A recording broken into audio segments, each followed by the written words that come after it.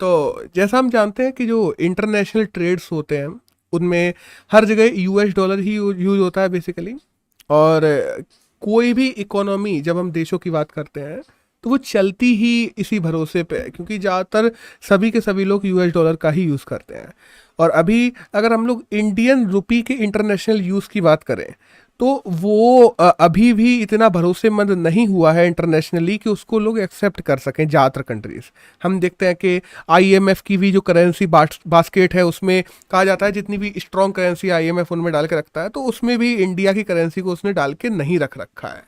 लेकिन हाल ही में कल हम देखते हैं कि आरबीआई ने कुछ ऐसे मेजर्स लिए हैं जिसके तहत इंपोर्ट एक्सपोर्ट में रुपए का यूज किया जा सके और रुपए की महत्ता को इंटरनेशनली बढ़ाया जा सके, इसके लिए काम हो रहा है। अब इसके बारे में अपन बात करेंगे कि क्या क्या चीज़ें हुई हैं। तो देखो, कल 12 जुलाई थी। 12 जुलाई को हम लोग जानते हैं कि इंटरनेशनल ट्रेड में जो डॉलर यूज हो रहा है उसको बाईपास करने के लिए और इंडियन रुपी को आगे बढ़ाने के लिए अलग अलग जो ट्रेड सेटलमेंट्स होते हैं, बेसिकली इंपोर्ट एक्सपोर्ट में ट्रेड सेटलमेंट्स ही होते हैं, हम लोग जानते हैं। ट्रेड सेटलमेंट मतलब किसी ने कुछ सामान लिया और कुछ पैसा दिया, सेटलमेंट। इन ट्रेड सेटलमेंट्स में कैसे रुपए का यूज किया जा सके, इसके लिए एक मैकेनिज्म तैयार किया है आरबीआई ने, और इसके लिए एक 13 पेज की रिपोर्ट भी निकाली है। कल मैं पढ़ रहा था उसको। अब देखो इसमें बेसिकली है क्या। हम जानते हैं कि इंडिया अभी के लिए ये मेजर्स क्यों अपना रहा है, क्योंकि वॉर से जो चीज़ें हुई हैं उनको बाईपास करने के लिए, वेस्टर्न सैंक्शंस को बाईपास करने के लिए ये सब किया जा रहा है। हम जानते हैं कि इंटरनेशनली अलग अलग करेंसीज लगातार डेप्रिसिएट होती जा रही हैं। हम जानते हैं इंडिया में लगातार फॉरेक्स कम होता चला जा रहा है just because of Indian rupee का डेप्रिसिएशन इतना ज़्यादा हो गया है और इंडियन रुपी और ज़्यादा इंस्टेबल होता जा रहा है। इन सब की रिकवरी करने के लिए इंडियन रुपी को इंटरनेशनली एक्सेप्टेंस जितना ज़्यादा बनाया जा सकेगा, इंडियन में फॉरेन करेंसी का जो इन्फ्लो है उसको उतना ज़्यादा बढ़ाया जा सकेगा और इंडियन करेंसी को उतना ज़्यादा स्ट्रॉन्ग किया जा सकेगा। और हम जानते हैं वेस्टर्न सैंक्शंस के बाद रशिया से उतने ज़्यादा हम लोग ट्रेड नहीं कर पा रहे हैं, तो उन सब बैंक्स को भी बाईपास करने के लिए तरीका निकाला गया है।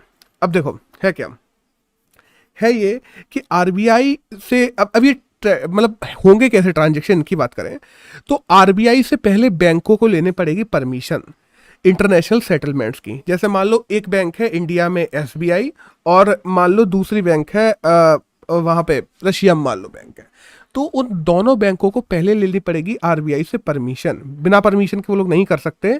और मार्केट डिटरमाइंड रेट पर रशिया की बैंक ने भी ले ली परमिशन और इंडिया के बैंक ने भी परमिशन ले ली।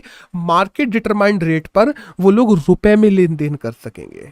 मार्केट डिटरमाइंड रेट क्या होती है मैं अगर थोड़ा समझा दूं तो जैसे मान लो $1 के प्रति रुपए कितना चल रहा है या 1 दिरहम के प्रति रुपए कितना चल रहा है, तो उस रेट को बदलेंगे नहीं। ऐसे ही जैसे मान लो रशिया से हम लोग कर रहे हैं तो रूबल के प्रति रुपए कितना चल रहा है वही मार्केट रेट जो रहेगी वही रहेगी, लेकिन हाँ रुपए में हम लोग लेन देन कर सकेंगे, यानी कि सेम चीज। अब इसके लिए होगा क्या, एक वॉस्त्रो अकाउंट बनाया जाएगा रुपी वॉस्त्रो अकाउंट कहा जाएगा बेसिकली। अब देखो यहां मैं समझा दूं कि वॉस्त्रो अकाउंट होता क्या है। मानो एसबीआई है, एसबीआई का यूएस में अभी कोई बैंक नहीं है, वैसे तो है लेकिन अपन मान लेते हैं कि नहीं है। यूएस में जो बैंकें काम करती हैं एसबीआई उनके साथ में पार्टनरशिप करता है और वहां पे कस्टमर सर्विस उपलब्ध करवाता है। जैसे कि मान लो द बैंक ऑफ यूएस है और यहाँ पे स्टेट बैंक ऑफ इंडिया है। बैंक ऑफ यूएस के साथ में state bank of India tie up कर लेती है। फिर मैं अगर यूएस जाता हूँ तो मैं अपनी एसबीआई के खाते से भी पैसे निकाल सकूंगा, एसबीआई की सर्विसेज भी बैंक ऑफ यूएस के द्वारा ले सकूंगा। ये होता किसके द्वारा है, ये होता है वॉस्त्रो के द्वारा। ऐसे ही वॉस्त्रो अकाउंट्स बनाए जाएंगे आरबीआई के द्वारा, अलग अलग अकाउंट्स बनाए जाएंगे और परमिशन आरबीआई से लेनी पड़ेगी फॉर श्योर उसके लिए। और इससे क्या होगा ना, मान लो जैसे रशिया एक अकाउंट बना दिया गया वॉस्त्रो इंडियन रशिया अकाउंट, ठीक है, 2 बैंकें हैं उन दोनों का मिलके आरबीआई ने अकाउंट बना के दे दिया।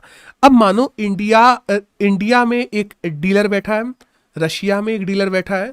इंडियन बंदे को कोई सामान चाहिए रशिया से, तो वो क्या करेगा, तो वो रुपए में पेमेंट कर देगा और उससे सामान ले लेगा और जो रुपए वो पे करेगा वो वॉस्त्रो अकाउंट में जमा हो जाएगा। ऐसे ही जब रशियन सरकार को वहां से कुछ चाहिए पड़ेगा तो रशियन सरकार इस वॉस्त्रो अकाउंट से ही रुपए दे दिया करेगी और इंडिया से सामान ले लिया करेगी। अभी तक के लिए ऐसी कोई भी स्कीम थी नहीं। हम लोग रुपए यूज कर भी लेते थे लेकिन बहुत छोटे मेजर पे यूज करते थे। फॉर श्योर जब बड़ी चीज खरीदनी होती थी तो हम लोग डॉलर का यूज करते थे रशिया के साथ में, लेकिन वेस्टर्न सैंक्शंस के बाद ऐसा नहीं हो पा रहा है। और वहीं दूसरी तरफ हम ये भी जानते हैं कि जब डॉलर का एक बड़े पैमाने पर या बड़ी डील्स में यूज किया जाता है तो यूएस को ऑब्वियसली पता पड़ जाता है, क्योंकि उसकी करेंसी है कि कहाँ कितना यूज हो रहा है। तो यूएस को पता भी नहीं पड़ेगा कि कौन सा देश किसके साथ में क्या डील कर रहा है, और साथ साथ में इन डीलों को अंजाम भी दिया जा सकेगा और वेस्टर्न सैंक्शंस को बाईपास भी किया जा सकेगा, इसलिए ये लाया गया है। अब देखो, वॉस्त्रो अकाउंट को जब लाने की बात हुई थी ना, जब हम लोग वॉस्त्रो अकाउंट इंडिया की बात करते हैं, रुपी वॉस्त्रो अकाउंट की, तो इसको बनाने की स्टार्टिंग में बात की ही जा रही थी। शक्तिकांत दास ने भी कहा था कि वेस्टर्न सैंक्शंस को रशिया के द्वारा बाईपास करने के लिए।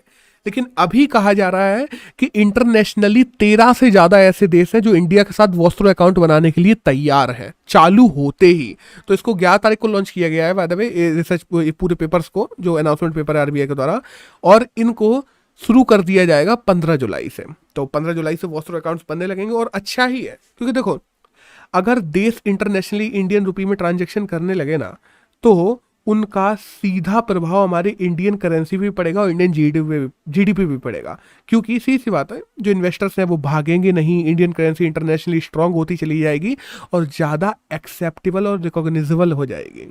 अब देखो, इसमें वॉस्त्रो अकाउंट खुलवाने के लिए दो देशों को 3 चीज की जरूरत है। पहला तो दोनों बैंक के जो होंगी दोनों देशों की, उनको इंडियन आरबीआई से परमिशन लेनी पड़ेगी, वो दोनों बैंक के जो ट्रांजैक्शन करेंगे वो रुपए में ही करेंगी। दूसरा, वॉस्त्रो रुपये जो अकाउंट बनेगा उसकी पूरी होल्डिंग्स को देखेगा आरबीआई के अंतर्गत रहेंगी। और तीसरा, एफएटीएफ, हम लोग जानते हैं फाइनेंशियल एक्शन टास्क फोर्स होती है, वो अलग अलग देशों को अलग अलग रैंकिंग देती है। ये वाइट रैंक के देश हैं, ये ग्रे लिस्ट में है, ये ब्लैक लिस्ट में है। तो जो ब्लैक और ग्रे लिस्ट में जो लोग हैं उनके साथ में इंडिया की कोई भी बैंक वॉस्त्रो अकाउंट नहीं बना सकेगी। तो इसका मतलब ऑब्वियस है कि हम लोग पाकिस्तान जैसे देशों के साथ में संबंध नहीं रख सकेंगे वॉस्त्रो अकाउंट बना के। अब देखो, बेसिकली रुपए ज़्यादा एक्सेप्टेबल करवाना है और रुपए की इन चीज़ों को बढ़ाने के लिए सरकार एफर्ट भी कर रही है। सरकार ने ऐसा पहले भी कहा था, उसके लिए हम लोग जानते हैं MOIS स्कीम्स भी लाई गई थी। जब इंपोर्ट एक्सपोर्ट की हम लोग बात करते हैं उसके बारे में कभी डिटेल में बाद में बात करेंगे। लेकिन हाँ, सरकार ने पहले भी ऐसी चीज़ की है कि रुपए को इंटरनेशनलाइजेशन करने के लिए, और वो चीज़ें अब ज़्यादा धरातल पे सही होते दिखाई दे रही हैं। अब वॉस्त्रो को कितने देश अपनाते हैं, अभी तो केवल 13 देशों ने कहा है, लेकिन ऐसा कहा जा रहा है कि यूएस वगैरह के भी वॉस्त्रो अकाउंट बनाए जाएंगे, ऐसा हमारे आरबीआई के गवर्नर के द्वारा कहा गया है। अगर ऐसा बन जाता है तो ये बहुत अच्छी बात है, क्योंकि यूएस जैसा देश अगर अपनाने लगा ना इंडियन रुपी को, तो इंडियन रुपी की प्रायिकता इंटरनेशनली और ज़्यादा बढ़ जाएगी। अब ये होता कैसे है, ये तो ऑब्वियसली देखने वाली बात होगी। That's all.